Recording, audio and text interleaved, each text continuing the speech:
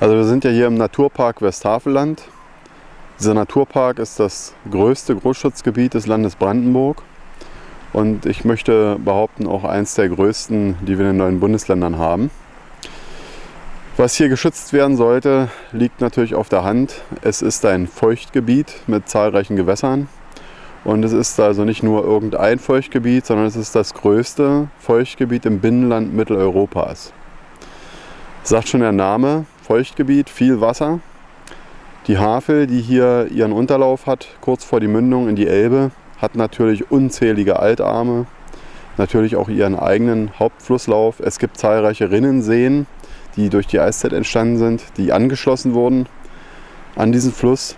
Und damit haben wir hier ein sehr, sehr umfangreiches Gewässernetz.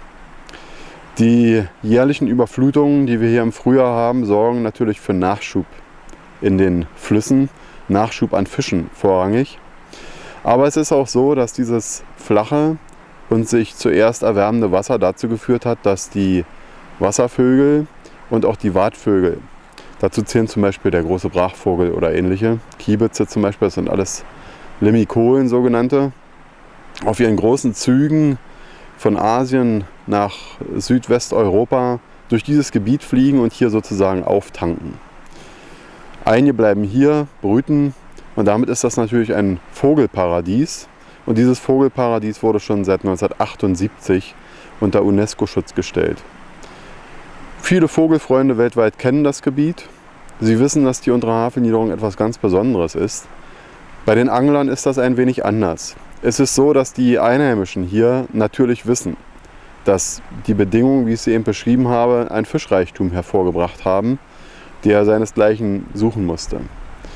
Allerdings haben wir natürlich auch Flussausbau zu beklagen. Vor allen Dingen Anfang des Jahrhunderts hat man an der Havel kräftig gebaut.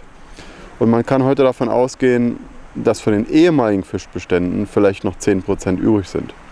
Nun rede ich nicht von den Allerweltsarten, sondern von Fischen wie atlantischer Stör, Lachs, Meerforelle, meerneuen Augen, die ja nicht zu den Fischen zählen, aber dennoch dem einen oder anderen bekannt sind, Schnepel, Maifische, Stinte, das sind alles Arten, die hier früher zahlreich die Havel hinaufzogen.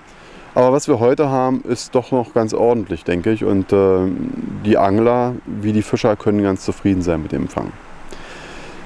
Warum wir diesen Naturpark besonders auch für Angler empfehlen, das möchte ich auch kurz erläutern. Und zwar denken wir, dass hier in diesem extrem dünn besiedelten Raum, in dieser Natur, die wir zum Teil natürlich noch übrig behalten haben, trotz der zahlreichen Veränderungen, die es hier gab, eine unermessliche große Ruhe haben. Vor allen Dingen im Sommer kann man das sehen, es gibt kaum Besucher und die Preise sind natürlich auch sehr moderat und ich denke, das ist genau das, was man als Familienurlauber braucht und wenn man dann noch Angler ist und vielleicht seinem Sohn die ersten Schritte beibringen will, dann ist man hier genau richtig, denn man findet die Weißfische, den Barsch. Das sind Arten, wo man nicht allzu viel Können braucht, um sie zu überlisten.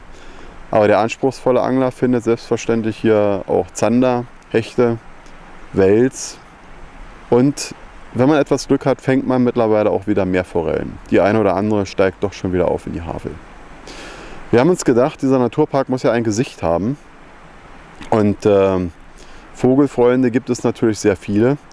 Nur diese Vogelfreunde sind vor allen Dingen im Frühjahr hier. Und sie kommen zum Herbst noch einmal, um also die Kraniche zu sehen und Gänse. Bis zu 100.000 Stück rasten dann hier, also auf dem sogenannten Gülper See. Und man kann sie beobachten. Der Angler kommt das ganze Jahr über. Und ich denke, Familienurlaub mit Radfahren, mit Bootfahren, mit Baden in der Havel, aber auch mit Angeln, das ist genau das, was wir hier brauchen in der Region.